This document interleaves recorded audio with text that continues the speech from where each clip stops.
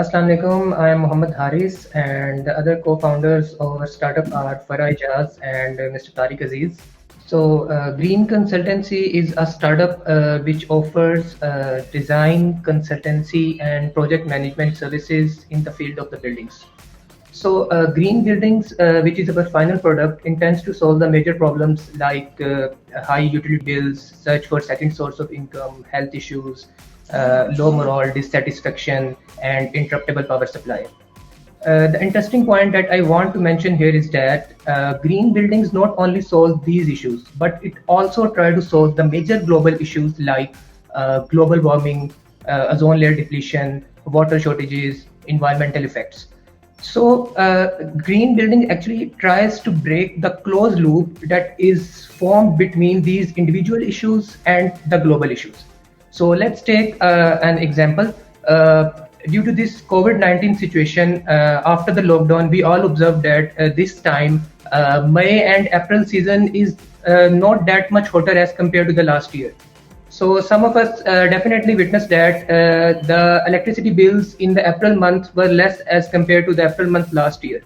And you will also witness the same trend in the May month also. In other words, we can say that we cannot ignore these global challenges because these are serious challenges and we cannot take them for granted. In a more simpler way, if we can protect the environment, then the environment protect us, and the other way is also true. When I say green buildings, you can think of a building which is highly resource efficient, which is highly sustainable, and which is highly smart. When I say smart, you can think of a building in which all the components or all the elements in the building as per the requirement are interconnected with each other through IoTs. They can communicate with each other, they can make their decisions on their own, and this system is fully automatic.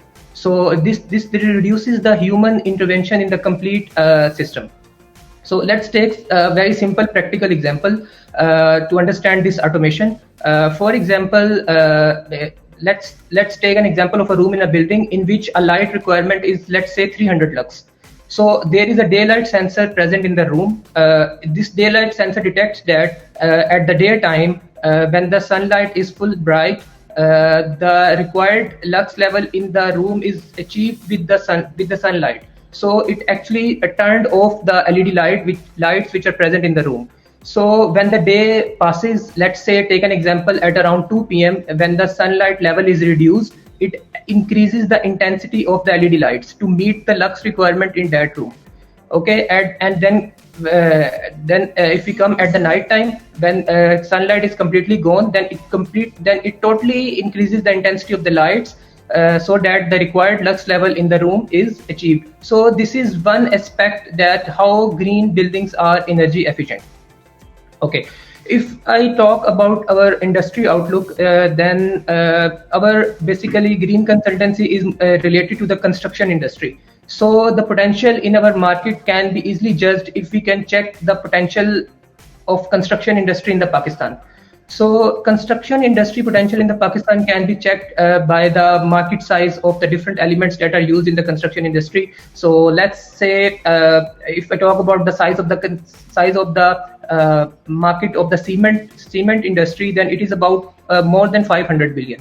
And if I cumulatively talk about the size of the construction market on a very conservative way, it is about more than 2,000 billion.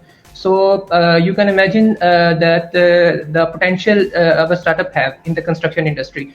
So now recently there are different triggering factors that are further boosting this size of the construction market, which are ban lifted on high-rise buildings, energy conservation building code implementation by the government of Pakistan, Gwadar development CPEC, and construction package 5 million houses. So due to this recent COVID-19 situation, we are very much concerned with our business flow model. So our most focus is on the risk analysis. So we took a lot of the time, we consumed a lot of the time on looking on different contingencies and mitigation plans. So we finally come up with the business flow, which is completely digital. So we only need a laptop and an internet connection to run our business. Our teams are integrated. Our teams are distributed around the globe, but they are integrated and work in a collaborative way. Right now, our one team member is sitting in the UK, but we all are interconnected and meeting the client requirements in a collaborative way. What I have to mention is only that green building is the current need of the time. If we don't do it now, then we will have to face a lot of consequences later. All right. Thank you, Haris. Over to the panelists. Jay. Hanji, sorry. So yeah, this is just a it's a engineering consultancy business, or it's a क्या कहते हैं an architecture type business. तो इसमें कोई scale के तो prospects होते ही नहीं है. You're only you can only scale as much as the people that you can hire, because every project requires some individual attention. It's not like कि आपका एक generic solution या आप सब पे apply कर देंगे. So how will you scale this business? इसमें बेसिकली यही पाकिस्तान में थोड़ा सा जो है वो लैग कर रहे हैं लोग.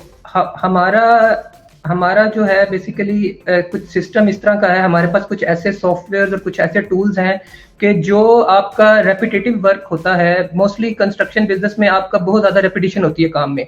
तो लोग बेसिकली करते क्या है, वो हर एक सिमिलर काम को दोबारा करते हैं. तो हमारे पास कुछ सॉफ्टवेयर अवेलेबल हैं जिसकी वजह से हमें वो जो रेपिटेशन ऑफ वर्क है वो नहीं करना पड़ता. इस वजह से हमारा जो टीम की रिक्वायरमेंट होती है किसी एक प्रोजेक्ट में, वो काफ़ी हद तक जो है वो कम हो जाती है.